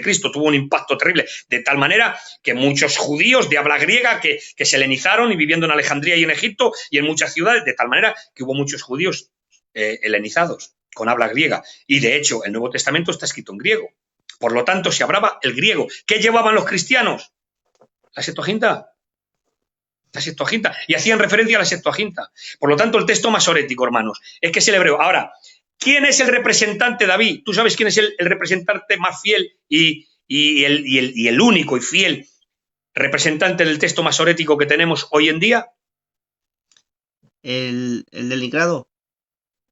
El Códice de Leningrado.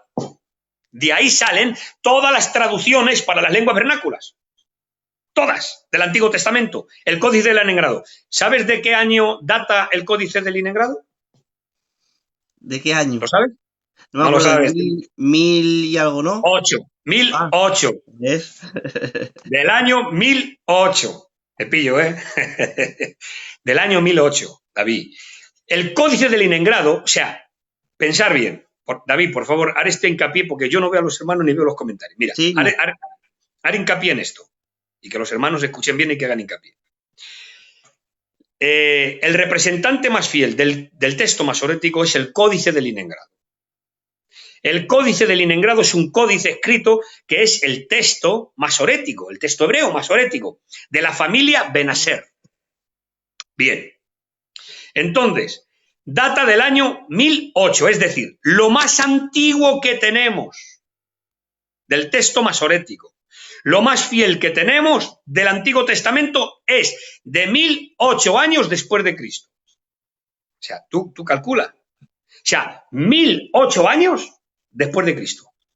Eso es lo más fiable que tenemos del Antiguo Testamento, en el texto masorético. Claro, ahora hay que irse ¿a qué? A las Biblias críticas. Hay que irse a las Biblias críticas, ¿por qué? Porque ya no toman, se desplazan del texto masorético y se desplazan del Textus Receptus del Nuevo Testamento, ¿y ahora qué toman? Toman los textos críticos, como son, por ejemplo, Códice Alejandrino, que tiene la Septuaginta y tiene el Nuevo Testamento en griego.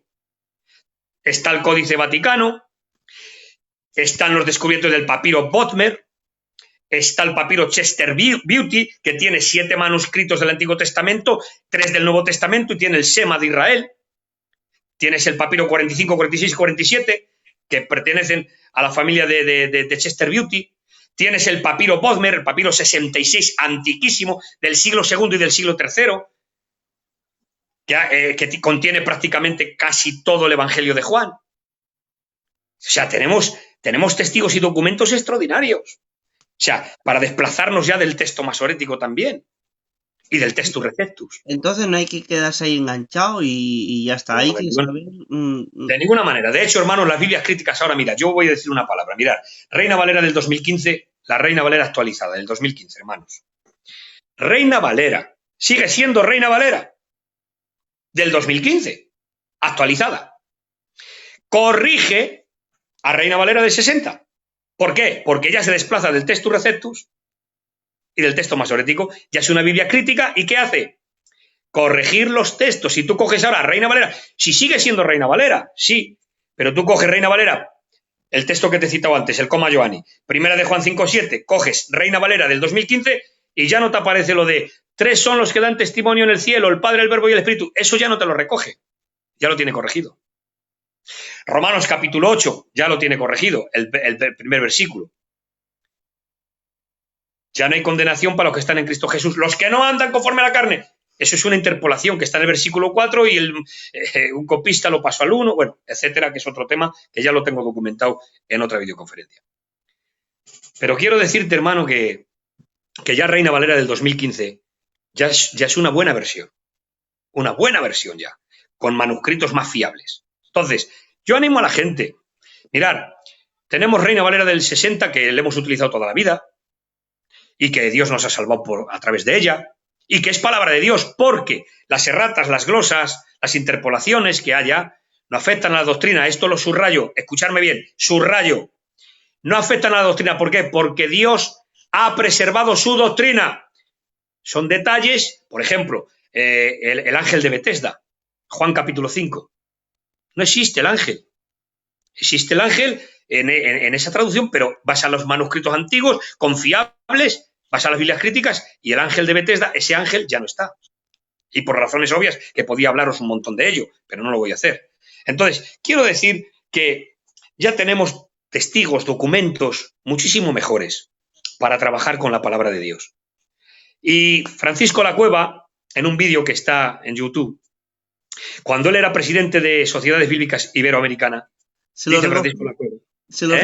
Lo recogí de ahí, de cuando estaba en el grupo, cuando eso, y lo recogí y lo saqué, y de ahí luego ya se esparció. Pues Francisco Lacueva dice: hemos retraído el texto hasta los ancestros, hasta el arquetipo, es decir, hasta al primer siglo después de Cristo. En el Nuevo Testamento, siendo presidente de las Sociedades Bíblicas Iberoamericanas, Francisco Lacueva, una autoridad, dice que en el Nuevo Testamento, por medio de la arqueología bíblica y por la crítica textual, se ha llegado a tener el 99% de fiabilidad de la palabra de Dios, porque se ha llevado hasta los ancestros, hasta el arquetipo, es decir, hasta el primer siglo después de Cristo. El Nuevo Testamento se ha retrotraído, es decir, que el mismo Francisco Lacueva reconoce que ahora, por medio de la crítica textual, se ha reconstruido el texto al 99% de fiabilidad. Por lo tanto, hermanos, las demás Biblias, cualquier Biblia, la doctrina no está alterada, está sin tocar, que es lo que nos importa, porque son cositas, detalles. Por ejemplo, ninguna condenación hay para los que están en Cristo Jesús, los que no andan conforme a la carne. Bueno, pues ni quita ni pone, ya está. Eso de los que no andan conforme a la carne, eso aparece en el verso 4, no en el verso 1, es una interpolación, ni quita ni pone. El ángel, que si era verdad o no era mentira, ni quita ni pone, pero los manuscritos antiguos no existen. O sea, son detalles, pero que no afectan la doctrina. La doctrina está preservada. En Reina Valera del 60, en la de 2015, en BTX, en cualquiera. Yo digo algo, ¿vale? Como estudiante, sin más. No afecta a doctrina. Y de verdad, yo creo también lo mismo. El problema serio sí que lo tiene José, es quien haya hecho, por ejemplo, de una errata una doctrina. Esa gente claro, sí que va a tener problemas. Sí, pero por eso de un texto, la hermenéutica te enseña que de un texto no puedes hacer una doctrina. Por eso, pero... Y Jesús lo enseña, ¿eh? En Mateo capítulo 4 lo enseña Jesús con una frase sencilla. Si leemos un poquito lo que hay ese contenido, Jesús lo enseña. Mira si lo enseña cuando dice: Satanás escrito está, no solo de pan vivirá el hombre, sino de toda la palabra que sale de la boca de Dios. Después le lleva al pináculo del templo y le dice: tírate, le dice Satanás, y le menciona la Biblia, le menciona el Antiguo Testamento. En otras palabras, o sea, Jesús, tú me estás diciendo, escrito está, no solo de pan vivirá el hombre, escrito está, tu Dios adorarás y al solo servirás. Me cita la Biblia, pues yo te voy a citar la Biblia. ¡Tírate! Porque escrito está. Le cita el Salmo 91. Escrito está, a sus ángeles mandará cerca de ti para que tu pie no tropiece en piedra. ¿Y qué le dice Jesús? Satanás, escrito también está: no tentarás al Señor tu Dios. O sea, poner a prueba a Dios es tentarlo. Desconfiar de su palabra es tentarlo. Ponerte a un peligro sin necesidad es tentarlo. Pero lo que le está diciendo, mira, no, en otras palabras, yo te lo parafraseo, le está diciendo, escrito también está, no tentarás al Señor tu Dios. O sea, sé equilibrado, hijo mío. No me tomes un texto y me digas, tírate porque está escrito aquí. Pero claro, con este, ¿qué dice? No pongas a prueba a Dios. No tientes a Dios, ¿por qué? No te expongas a un peligro sin necesidad. No desconfíes de su palabra. Claro, tú me estás diciendo que desconfíe y que demuestre a ver si es verdad lo que él ha dicho. O sea, le está diciendo, no hagas de un texto una doctrina, Satanás. Estás cogiendo un texto y haces una doctrina bíblica. No. ¿Me has entendido? O sea, con un texto no podemos hacer una doctrina, tenemos que ir al compendio. ¿Qué dice después la Biblia? No tentarás al Señor tu Dios. Entonces, vamos a equilibrar. Entonces, si me dice eso, lo que yo no puedo hacer es ponerme un peligro sin necesidad o desconfiar de la palabra de Dios que ha dicho. Es correcto. Entonces, no podemos hacer de un versículo una doctrina, hermanos. ¿De acuerdo? Bien, yo estoy gozando. Buenas noches a todos. Venga, quien tenga preguntas. He visto una que me hacían y es interesante y ha puesto que si la Didache o Didache, como queréis decirlo, que si es confiable y si podemos usarlo o no, o qué hacemos. Sí. La Didache quiere decir, la palabra Didache quiere decir enseñanza. Enseñanza. Se dice que fueron escritos por los padres apostólicos, los padres de la Iglesia. ¿Quién eran los padres de la Iglesia? Los discípulos de los discípulos. Los padres apostólicos. Discípulos de los discípulos. Se dice que fue escrito por ellos. Pero incluso se ha llegado a pensar que pudiera haber sido escrito por los apóstoles. O sea, eso está documentado. Se ha llegado a pensar que pudiera ser escrito hasta por los apóstoles. Fíjate la antigüedad que tiene la Didache. ¿Pero qué contiene? Contiene una enseñanza básica, no es teología, no es enseñanza de doctrina, sino que es de vida cristiana, conducta cristiana, es para los iniciados. Era una enseñanza básica, eso es lo que contiene la Didache. No es un libro profundo de teología, sino que hay enseñanzas básicas para el cristiano, para el creyente nuevo, para el creyente que empieza a desarrollarse y crecer. Entonces la Didache es perfecta para aprenderla. ¿Por qué? Porque te va a dar consejos para la vida cristiana, enseñanzas preciosas, pero no contiene teologías y doctrinas profundas ni enseñanza de doctrina. No. Así que la Didache se puede leer, se puede estudiar, se puede aprender y se puede practicar perfectamente, sin problema. Mira, tenemos al Jonathan Aidul y dice, pues nosotros lo hemos hecho con la Gran Comisión, Mateo 28, 19, en el nombre del Padre, del Hijo y del Espíritu Santo, cuando dice que serán bautizados. Dice, no, solo hay un texto, aquí nos atacan muchos también. Que se agarran muchos. No, porque como hemos dicho que de un texto no puedes hacer una doctrina, y dice, bueno, pues nosotros con Mateo 28, 19, bautizándolos en el nombre del Padre, del Hijo y del Espíritu Santo, como no hay otro escrito. Sí, pero hay historia apostólica, hombre. Claro. No lo tenemos en la Biblia, pero sí lo tenemos en la historia apostólica y en los escritos de los primeros padres. Es que hay documentos. Y luego, claro, tenemos la fiabilidad de que eso está en el Códice Sinaítico. Y luego, José, corrígeme si me equivoco, ¿vale? Porque a mí me ayudó mucho también esto para entender. Que dicen que cuando es en primera persona, cuando habla Jesús, por ejemplo, que es Dios hecho hombre, que tiene una mayor autoridad a la hora de armonizar los textos. A ver, repítemelo que no te he entendido bien. Cuando habla, por ejemplo, Jesús o Dios en primera persona en las escrituras y está documentado, como has dicho. Eso se llama voz pasiva. Pues que tiene una mayor autoridad a la hora de reconciliar los textos, de saber que le ha dicho en primera persona Dios encarnado. Entonces, si hay algún pasaje más oscuro que no diga bien cómo se va a hacer, siempre se hace la interpretación a lo que está claro ya, ¿no? Algo así es, ¿no? ¿O no? Estoy confundido yo. Claro. Los pasajes más oscuros se interpretan a la luz de los más claros. Eso siempre es. Los pasajes oscuros se interpretan a la luz de los claros y nunca viceversa. Tú no puedes coger un pasaje oscuro o que no hay mucha luz y hacer una interpretación que tú quieres. Tienes que irte a los pasajes más claros. Y luego están lo implícito y lo explícito. Hay cosas que están implícitas, pero no son explícitas. Eso también hay que tenerlo en cuenta. Hay pasajes que hay cosas que están implícitas en ellas, aunque no directamente es un mandamiento o es algo así, pero está implícito. ¿Entendido?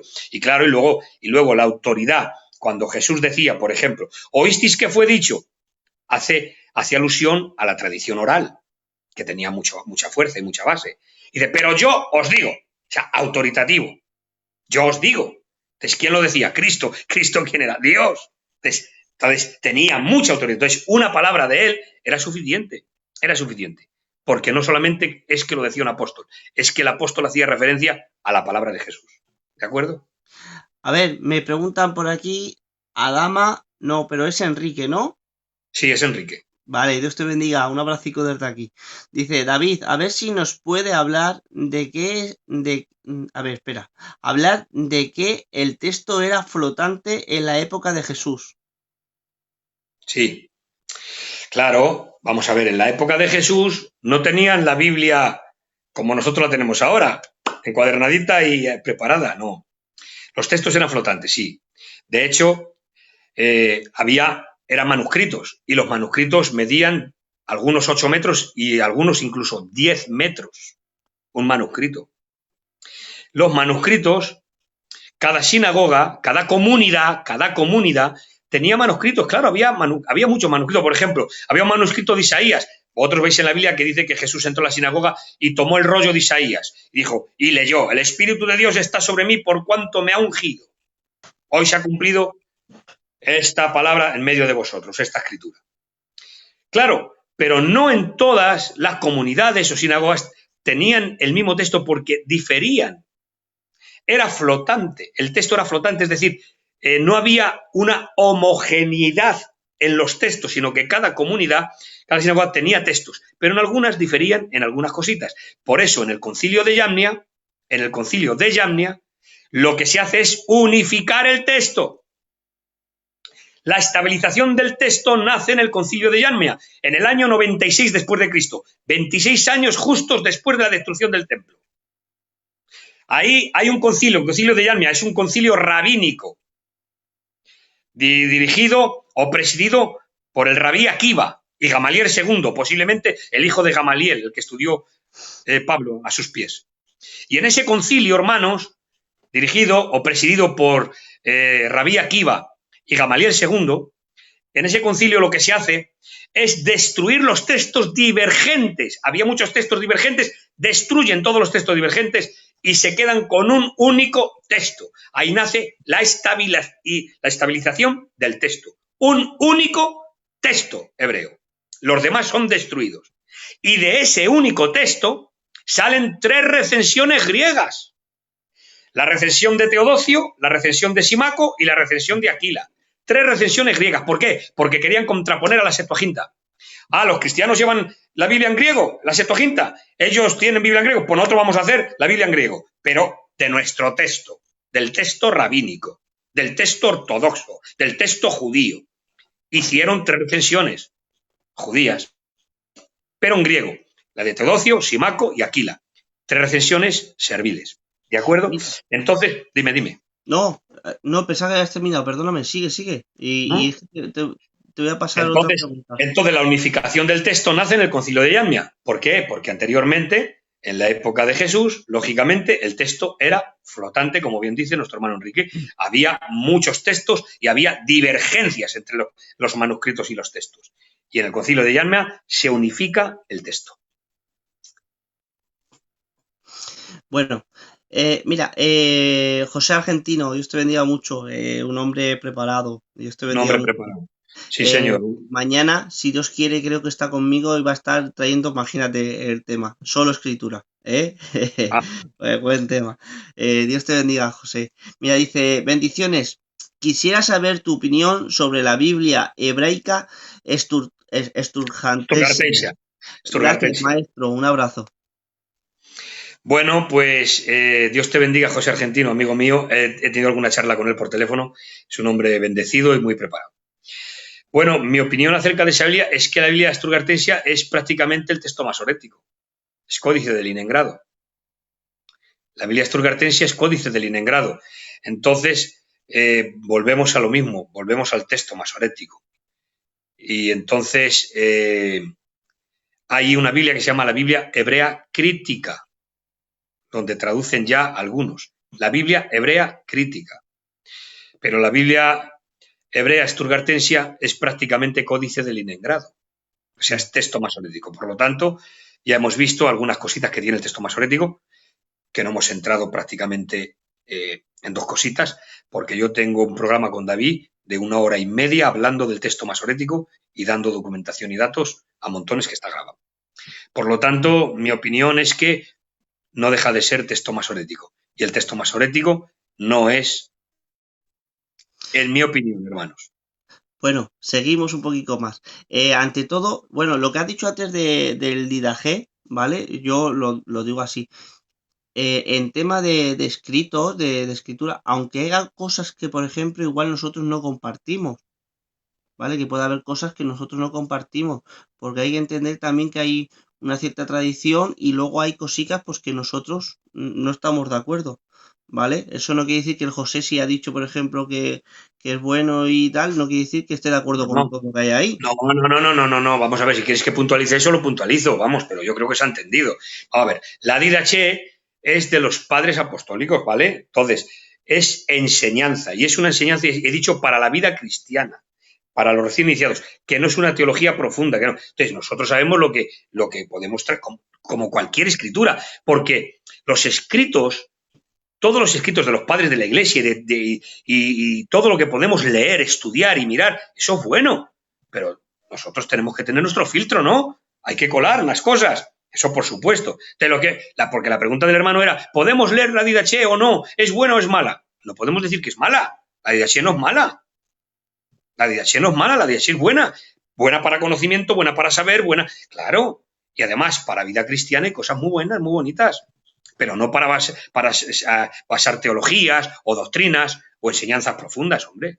Yo creo que había quedado claro. Claro, porque además ahí pues, cuando se hizo, por ejemplo, la solamente de un obispo, de que fueran ya, estaba Clemente, ¿no era? ¿Quién era? Que por ahí ya era muy cerquica y ya estaban con ideas de a ver quién gobernaba y a ver quién mandaba. Entonces, hay que diferenciarlo, ¿vale? Jesús bendiga mucho. Mira, hay una pregunta que decía, ¿dónde está? A ver, aquí. Ezequiel Fernández Anencón. ¿Hay traducciones al español del Pentateuco samaritano? Y si lo hay, ¿difiere mucho del Pentateuco que nos ha llegado a nosotros? Vale. El Pentateuco samaritano es la Biblia de los samaritanos hoy. Y el Pentateuco samaritano es un documento muy importante para la crítica textual. Importantísimo. Por ejemplo, el Pentateuco que nosotros tenemos, cuando habla de Abraham, que murió Taré, hay una serie de cosas, de años, que no coinciden. Los años están mal, no coinciden los años unos con otros. Echar la cuenta y veréis cómo cuando muere Taré sale Abraham, dice que era de 75 años, luego que tenía 140, en fin, no coinciden. Tú echas cuenta y los años no coinciden. ¿Eso quién lo corrige? El Pentateuco samaritano. Eso lo tiene corregido el Pentateuco samaritano. Por lo tanto, el Pentateuco samaritano es muy importante para la crítica textual. Y el Pentateuco samaritano, tenemos que decir que hay que entenderlo desde el punto de vista que de dónde nació o salió el Pentateuco samaritano. ¿Tú podías decirme algo, David? De un amoneo que quiso, por ahí se enfadó y luego se fue y se llevó alguna copia o algo así. Tobías Amonita. Tobías Amonita, mirar, en el siglo 400, en el año 445 aproximadamente, pues Esdras y Nehemías han vuelto de la cautividad babilónica y leyeron, en Nehemías capítulo 8 lo podemos ver, leen el libro de la ley. Y en el libro de la ley se encuentra que no podía pertenecer a la congregación ninguna amonita, porque no habían salido a recibir con pan y agua a Israel y después para maldecirle con Balaán y tal y tal. Entonces, no podía pertenecer a la congregación de Israel ningún extranjero, ni con mezcla de sangre tan siquiera, y escucharme bien, ninguna amonita. Ahora se da cuenta Nehemías de que hay una Eso, amonita. eso que has dicho, eso que acabas de decir ahora es importante. Créetelo, no sabes cuánto, ¿vale? Porque hay gente que no la ha pillado aún. Que, por ejemplo, que pudiera ser prosélitos y tal, no quiere decir que era el pueblo de Israel, No, que no. pertenecían, seguían siendo extranjeros, pero que compartían la fe, ¿no? Eso es Sí. importante, repítelo, por favor. Sé que no quiero molestarte, pero es Y que no, no. eso es importante porque hay cada cosa hoy en día con estas cosas que te quedas Mira, pasmado. eso lo puedes leer en Nehemías en el capítulo 13. Nehemías capítulo 8 y capítulo 13 está muy bien explicado. Leyeron el libro de la ley y dice Nehemías 8 que hicieron un púlpito de madera para la ocasión, porque el pueblo, al venir a la tierra de Jerusalén y al venir de la cautividad, estaban en su tierra y le pidieron al sacerdote y escriba Esdras que le leyera la ley. Entonces lo que hizo Esdras es leer la ley, dice, desde la mañana hasta el atardecer. Y cuando escucharon, dice, todo el pueblo lloró, porque entendieron. ¿Por qué? Porque dice la Biblia que el sacerdote y escriba Esdras ponía sentido y hacía entender a la gente. ¿Por qué? Porque él hablaba en arameo, leía en hebreo, traducía al arameo. De ahí nacen los Targum.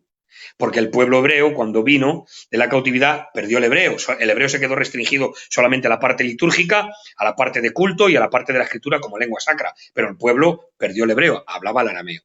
Entonces, cuando leyeron, se dieron cuenta de que la ley decía que no podía pertenecer a la congregación de Israel, ninguna monita, ni ninguno con mezcla, ningún extranjero, ninguno que tuviera mezcla que no fuera judía, con mezcla de sangre. Y entonces Nehemías se dio cuenta que había un hombre llamado Tobías amonita que había aparentado con un sacerdote llamado Elisab.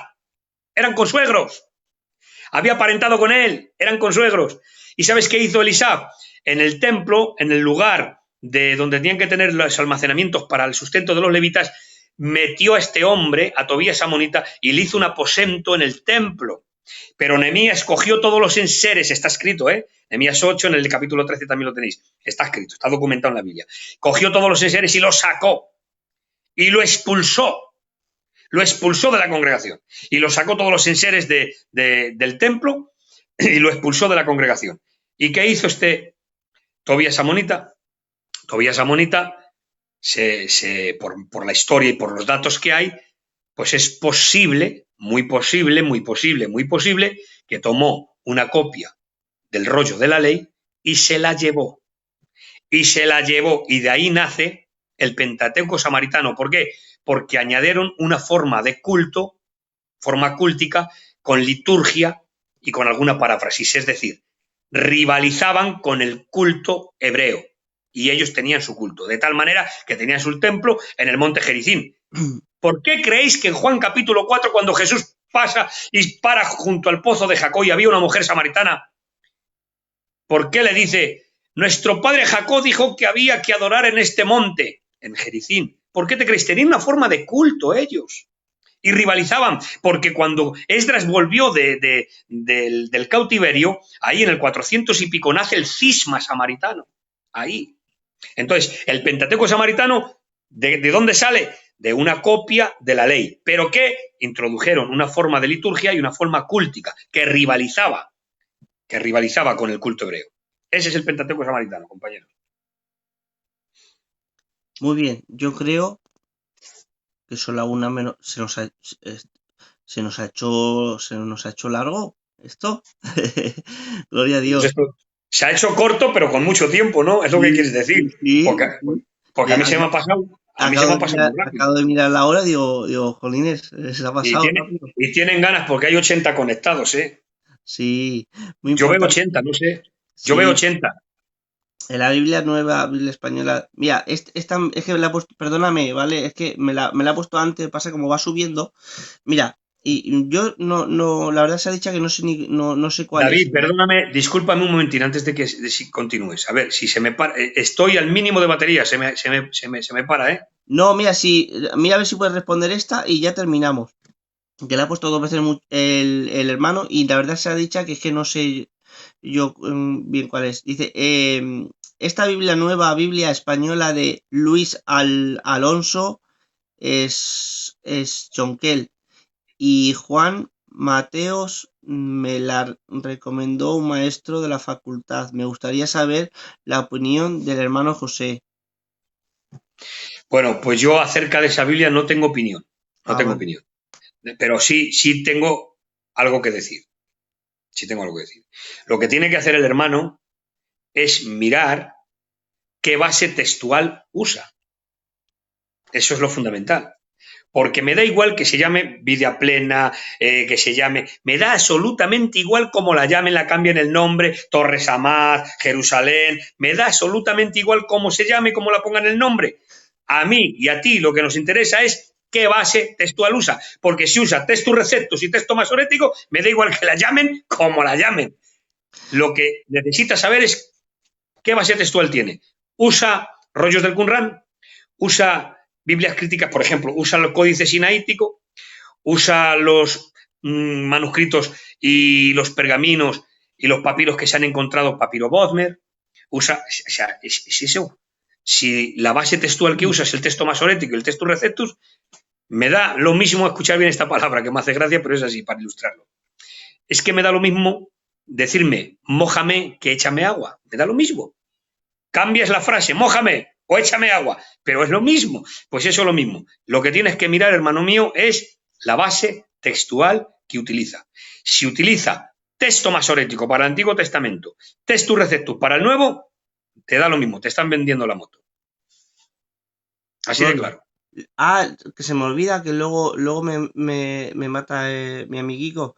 Lo del Códice Vaticano y el Sinaítico y ya está. Vale, a ver si nos apaga, a ver si tengo muy poquita batería. Hazme la pregunta. Que, que si tiene muchas diferencias entre el Códice Sinaítico y el Códice Vaticano. ¿Está contrapuesto? ¿Tiene No, similitudes? no, no. Vamos a ver. El Códice Sinaítico y el Códice Vaticano es muy similar. Muy similar. De hecho, yo tengo un libro de crítica textual de un hombre muy preparado eh, y en la documentación que yo he estudiado y he leído y lo tengo ahí, ese libro precisamente, nos dice que es muy similar, es muy similar. De hecho, la Iglesia Católica, que es quien tenía el Códice Vaticano, se me apaga. Quien tenía el Códice Vaticano, la Iglesia Católica, lo guardó y no lo dejaba hasta hace unos siglos atrás, no lo dejaba ver. Y entonces decía, ¿qué es lo que contendría el Códice Vaticano? ¿Qué es lo que contendría? Que no lo dejaban ver. Entonces, hasta que ya después, en el 1890, por ahí, ya dejaron verlo y publicarlo, en fin. Y ahí se vio que no tenía nada que esconder, que era prácticamente similar al Códice Sinaítico. Ahora bien, con la excepción de que el Códice Vaticano, pues le falta los primeros 40 y pico versículos, o sea, capítulos de Génesis, le falta primera y segunda de Timoteo, le faltan algunas, no está muy completo, no está muy completo. Y tengo que deciros que también tiene añadidos los apócrifos, algunos de los apócrifos también. Pero no diferencia apenas, o sea, es muy similar. Códice Sinaítico, Códice Vaticano, muy similar, ¿eh? Muy similar. A excepción de que le faltan algunas partes del Antiguo y del Nuevo Testamento. Le faltan 30 salmos, por ejemplo, pero en lo demás, en lo que contiene, es muy similar al Códice Sinaítico. Vale, de acuerdo. Pues nada, ante todo, buenas noches a todos. Mañana recordar, José el Argentino está con nosotros. Tema, solo escritura. Gloria al Muy Señor. buen tema. Muy buen tema. Pues Mira, que Dios os bendiga. mira, Se me apaga. te Dime, han dime. escrito aquí, te dice José Valladolid, una autoridad en bibliología en Filadelfia. Gracias, maestro. Dios te A mí bendiga. No sé. me encanta leer cosas así, no por nada, porque veo como les ese gozo que produce de ver unos a otros, ¿vale? Y eso es Sí, una los que alegría. están, David, los que están interesados, los que aman, los que quieren, los que respetan y se preocupan de saber, pues valoran esto. Otros pues lo critican. Pero hay de todo. Bueno, nos falta otra vez que estemos juntos, que nos hables de la Reina Valera y el trabajo, ¿eh? Una De acuerdo, bibliografía. hacemos una bibliografía buena, si Dios quiere. A pasar Que buenas Dios noches os a bendiga a todos. todos. Un abrazo para toda la audiencia, bendiciones para todos y Dios te bendiga, David, y a nuestro amigo que está detrás, Jeromo, que está detrás ahí. Que Amén. Dios te bendiga, Jero, y una bendición. Que Dios os bendiga y hasta mañana, si Dios quiere, hermanos. Bendiciones.